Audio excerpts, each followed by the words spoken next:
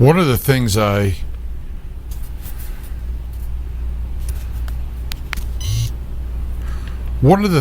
like to think about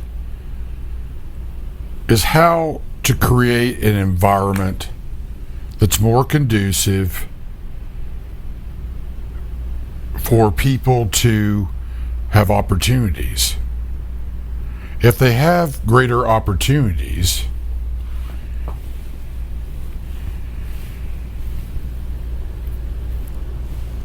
it changes their mindset. But not just any, I'm not just talking about any opportunity. I'm talking about legitimate opportunities to transform how they view the world.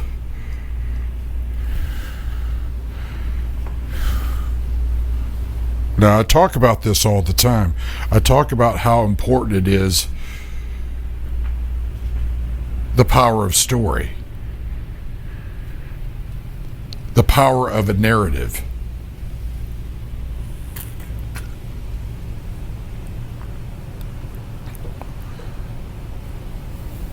I want you to think about what it would be like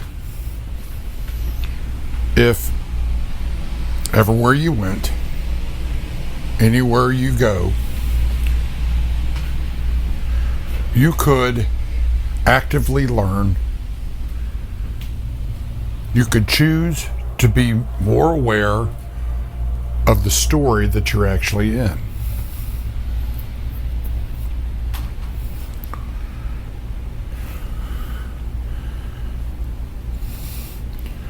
Imagine being in a city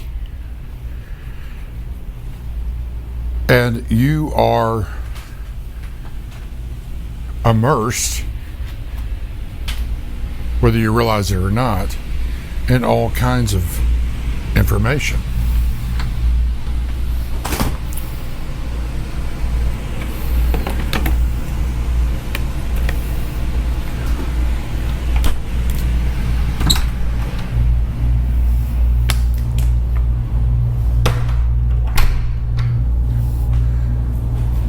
So, consider what that might look like.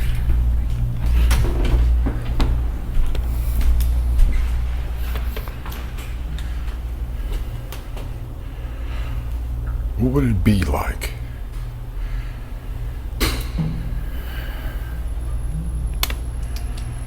When you're thinking about inspiring people, right? Getting people to think differently.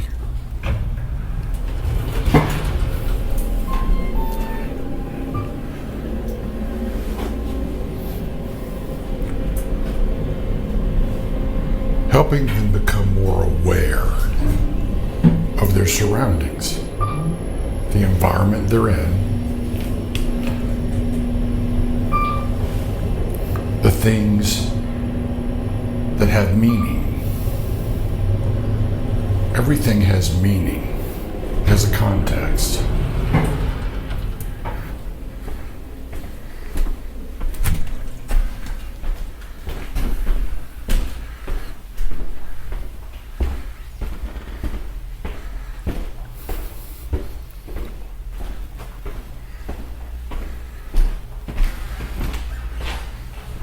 I want to break the wall down between the real world and technology. But the problem right now, what we have is technology is ruling the people. It should be the other way around.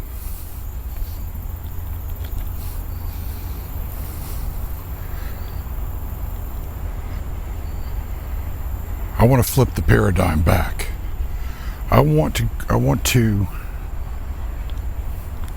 use technology to reintroduce them to a real world.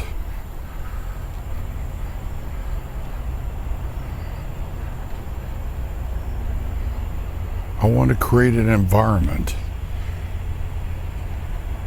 that reintroduces them to what can be a hopefulness.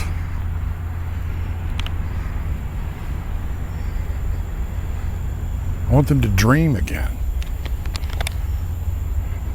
I want to work together on things again.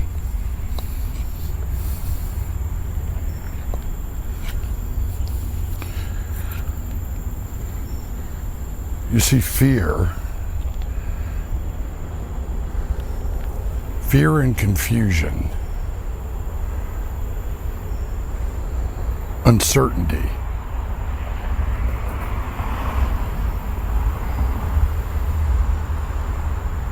looking at the world and feeling like you don't have a say-so in anything or that you don't matter, destroys creativity. It destroys hope, and it makes people more vulnerable to dark forces.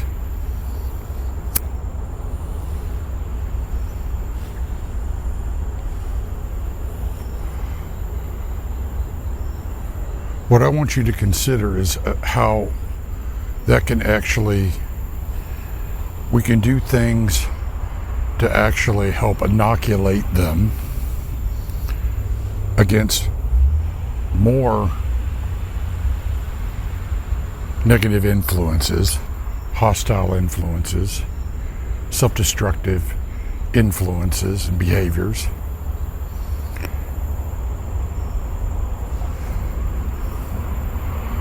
In a non-intrusive way, in a way that it sparks creativity, excitement, hope.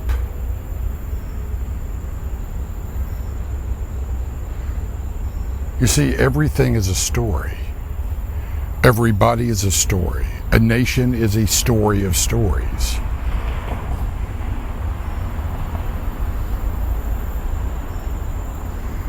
We need to regain the story. And we need to regain the perspective as a nation that everybody's story is important to the totality of the entire nation.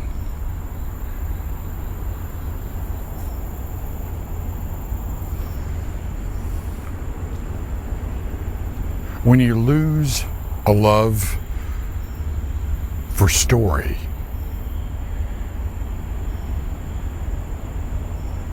it's often an indicator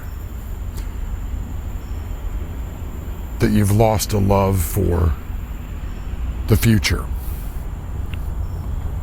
for truth, a belief that things can get better for you and for others.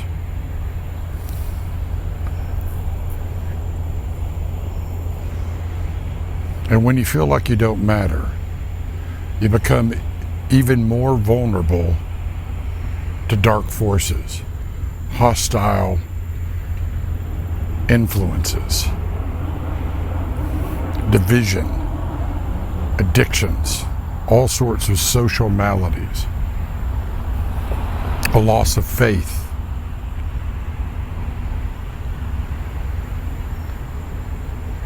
You see, the Bible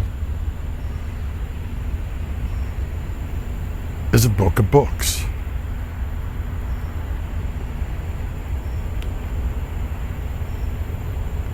Filled with stories within those books of people and their relationship to God and God's relationship with them.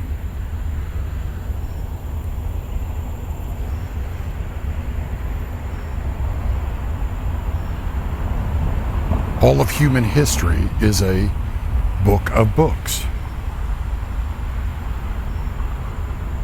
After all, human history was written by human beings, collectively and individually in every generation.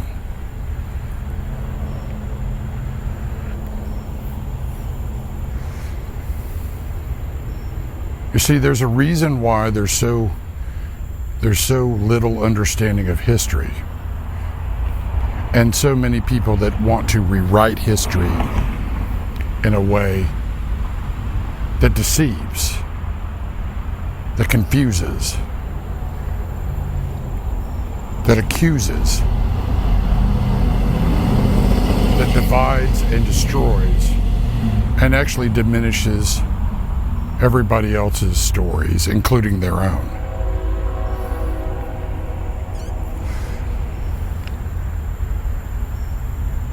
But everybody's story is important.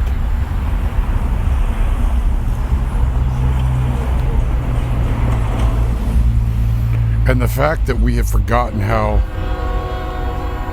to actually tell a hopeful story in the church and our nation, the government,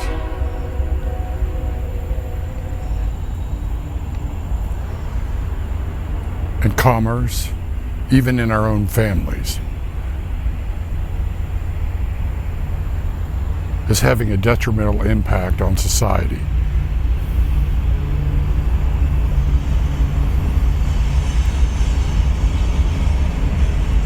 It's creating a self-reinforcing darkness,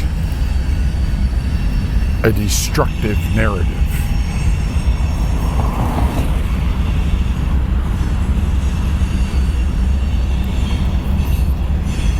In Christendom, we talk about the Word of God, the divine Logos, made flesh. We use terminology like the author and finisher of our faith.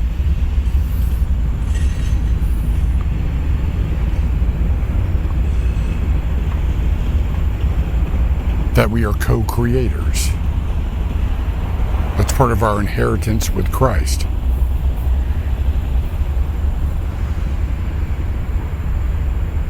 We've become heady in our knowledge, but we've lost the art of telling the story. Our own, right? In the church, a personal story about how one came to faith is called a testimony. That's a story. It's a narrative.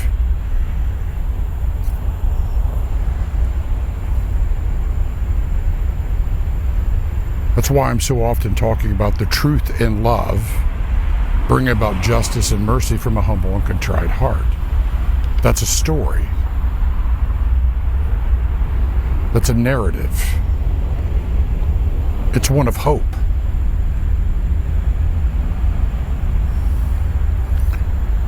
We have lost inspiration, right?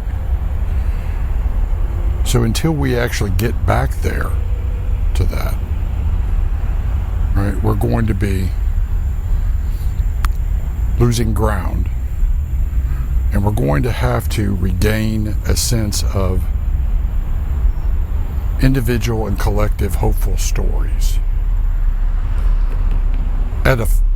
A story that edifies, that builds up, that encourages, that offers hope in dark times. That's part of why it is we're called to be light in the darkness.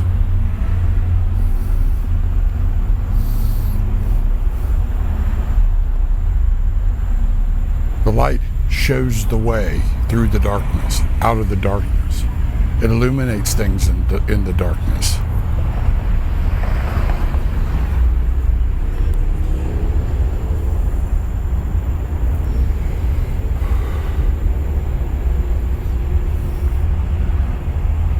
When we throw away one another, it's like throwing away a book. When we don't get to know one another, we don't actually enter into one another's books and our stories, even though we're still in them. There's much more depth.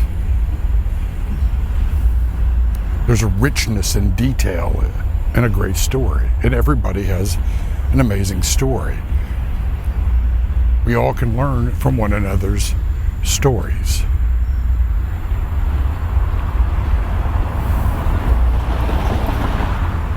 We've lost our creativity, our ability to dream. We've forgotten how important it is to have a hopeful story. The gospel is a story. And what's even better about it, it's not just a hopeful story, it's a true story.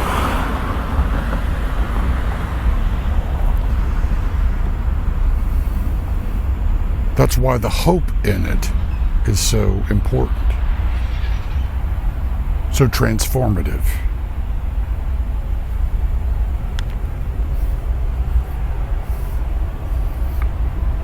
That's why during times of crisis,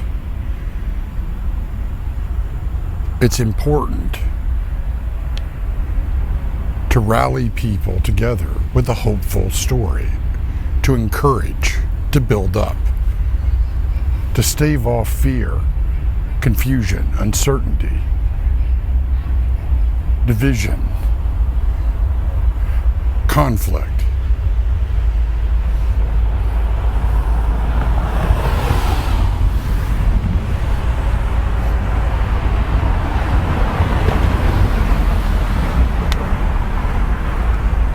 When there's an absence of a hopeful, encouraging story,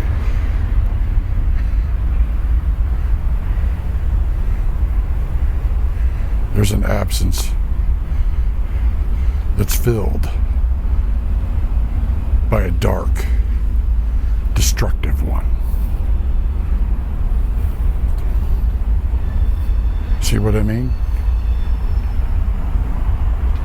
See how important it is?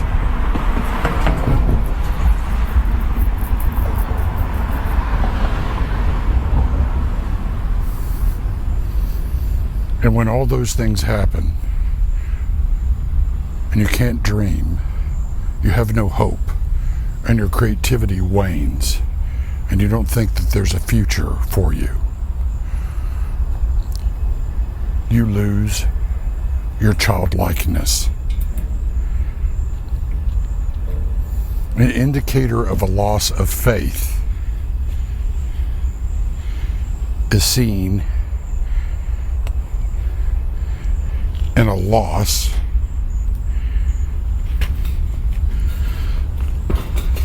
of childlikeness.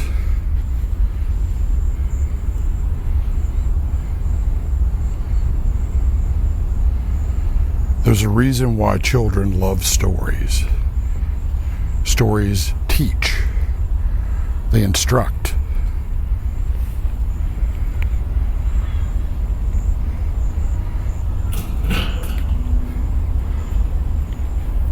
They build up.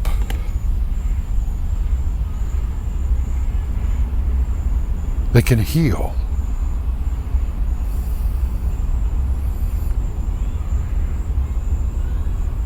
They can encourage. Now think about the word encourage. When you encourage somebody, you're actually, right? You're helping them overcome fear. The opposite of fear is courage. You can't have courage without fear.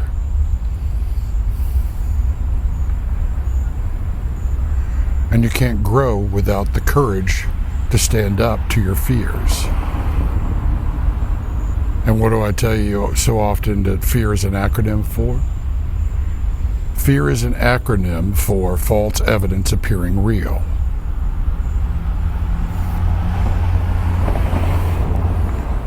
That's a lie.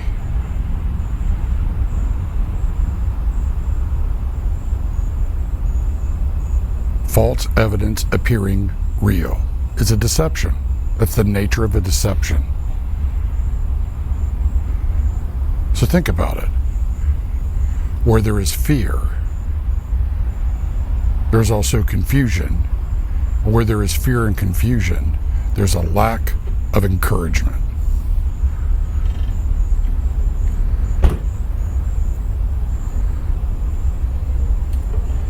There's also a lack of courage, a lack of truth, and a lack of love, and a lack of a sense of feeling loved, knowing that you're loved.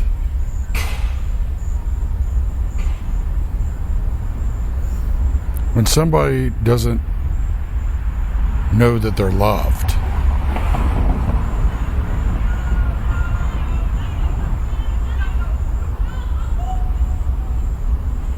How they live is in fear, confusion, hatred. Right? Hatred's not the opposite of love. Okay? Indifference is the lack of love. Hatred is the deficit. Right? Not having enough love.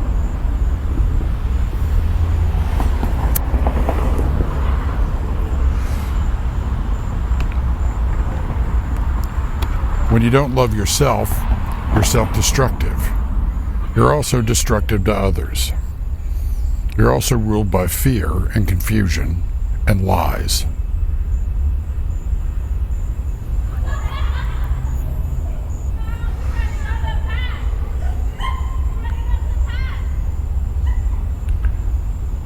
And when you're in that state of mind and being, you are also in a state of self-destruction.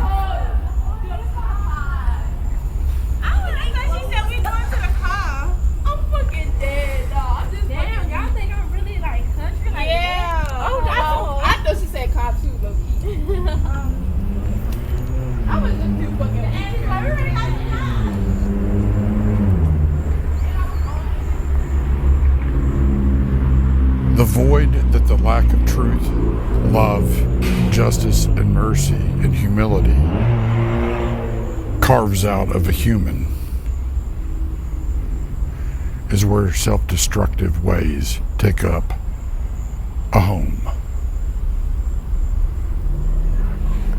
And it writes a self-destructive tragedy of a story.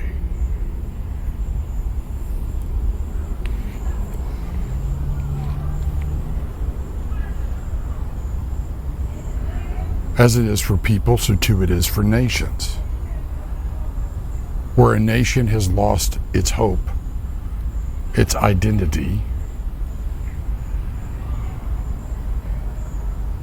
it is easily deceived into a false one and is self-destructive.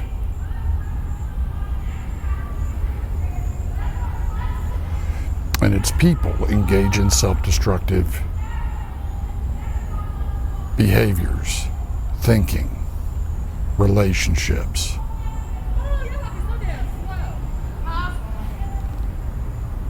All of those things have a definitive impact on the totality of the whole. So, when I talk about the need for inspiring people, for helping people out of their darkness and lack of hope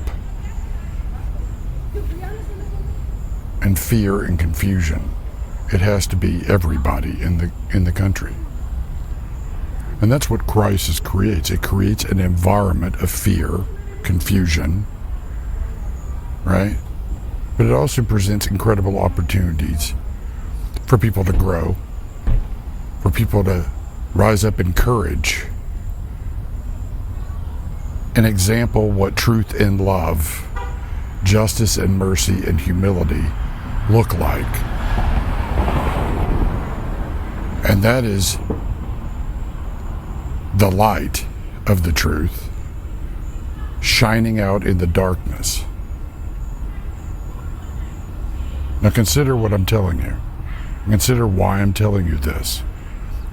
As I end this portion of this talk with, as it is for people, so too it is for nations, all nations and all peoples, tribes, tongues, and nations.